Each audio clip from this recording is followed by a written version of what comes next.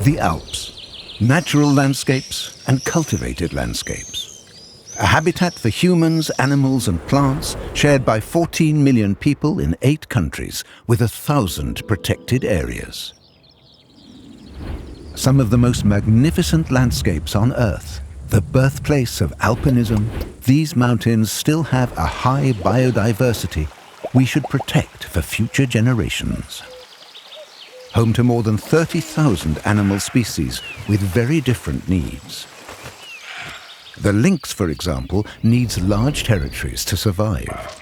Ibex, red deer and roe deer all live at different altitudes. Bearded vultures need open skies. And fish depend on unobstructed, free-flowing river courses. Insects like longhorn beetles need a varied habitat, beech forests and deadwood, while the endangered alpine salamander prefers moist, mixed deciduous forests. Warm, rocky areas are essential for Apollo butterflies.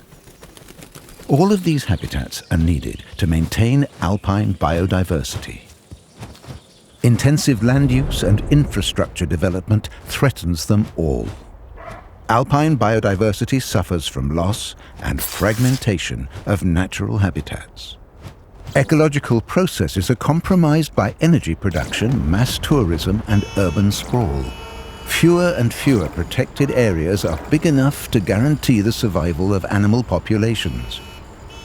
Intensive exploitation of these habitats threatens biodiversity. Hydroelectric dams, for example, are a major obstacle for fish. Large and small animals migrating to exchange their genes face insurmountable barriers. Birds of prey can't see power lines and are killed by them. Technical measures can help. Fish ladders, green bridges, and marking obstacles. But in the long run, we have to ensure all habitats are interconnected at all altitudes. We need an alpine ecological network. A male lynx, for example, needs a territory of up to 500 square kilometers. Large alpine refuges are critical for the survival of different species. This is where the protected areas of the Alps come in. There are many of them. They cover about a quarter of the Alps. But the protected areas are not always enough for necessary ecological processes, because all too often they are not well protected, they're too small, too high, too isolated, and there's too little coordination between protected areas across borders. And protected areas must be accepted and supported at local level. We can only protect biodiversity as a community. For instance, the joint project with the local population to save the Apollo butterfly in the Nagelfluhkette Nature Park. By 2030, the protected areas of the Alps could look like this. Strong protection of key biodiversity hotspots, including wilderness areas.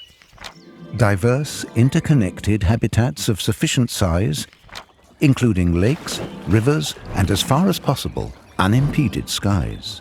At all altitudes in the Alps.